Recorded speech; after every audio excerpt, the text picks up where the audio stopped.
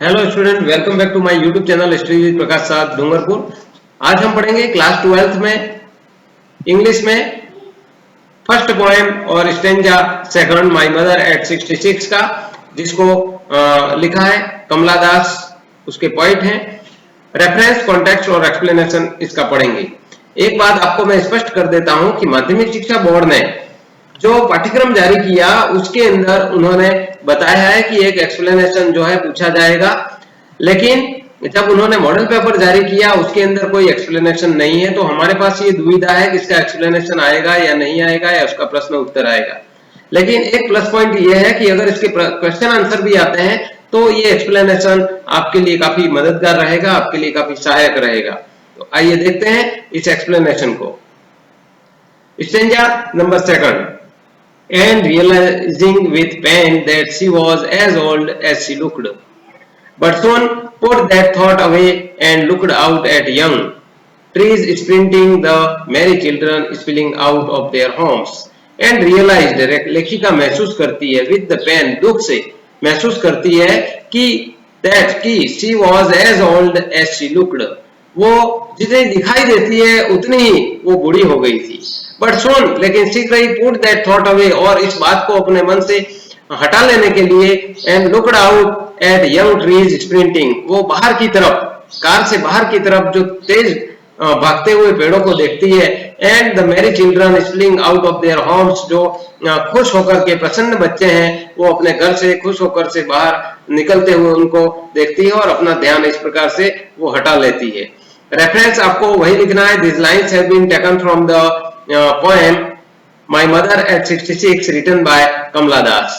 तो ये आपका जो रेफरेंस है वो इसी प्रकार से रहेगा। जो कोई भी कविता हो, उस कविता अगर आ जाती है, उसका एक्सप्लेनेशन आ जाता है, तो यहाँ पर आपको कविता का नाम लिखना है और यहाँ पर आपको पोइट का नाम लिखना है। तो ये दोनों चीजें हर एक कविता की आप लोग याद कर लें। नेक्स्ट है कॉन्टेक्स्ट। कॉन्टेक्स्ट में देखते हैं on seeing her mother's face, अपनी माँ का चेहरा देखते हुए, द पोएट फील्स दैट, कवित्री महसूस करती है, her face was now reflects her advance age, उसका चेहरा है वो उसकी बढ़ती हुई जो उम्र है उसको यहाँ पर प्रतिबिंबित करता है। Wanting to shift her attention from his painful thought, और उसकी दर्द भरी ये जो सोच है उसको वो क्या करती है, वांटिंग क्या चाहती है, टू शिफ्ट हर अटेंशन, उसके ध्यान को वो हटा लेना चाहती है उसकी माँ के उस चेहरे को देखते हुए। उसकी जो दर्द भरी सोच है उससे वो अपना ध्यान हटा लेना चाहती है। She looks out of the car, वो कार से बाहर देखती है, लिवली साइट, और सजीव दृश्य को देखती है। एक्सप्लेनेशन इसकी कुछ इस प्रकार से लिखनी है। It is a saddening site for the poet, कवि के लिए ये एक दुखपूर्ण दृश्य है। सैडनिंग साइट, दुखपूर्ण दृश्य है। The poet behold her mother's old age face, अब यहाँ पर उसकी माँ का जो चेहरा है वो एकदम बढ़ती हुई उम्र यानी वृद्ध उसको दिखाई देता है। To put away these thoughts, और इस सोच को, इस विचार को वो भगाने के लिए, अपने मन से हटाने के लिए, she glances out of the car, वो कार के बाहर देखती है। ग्लांसेज यानी देखती है।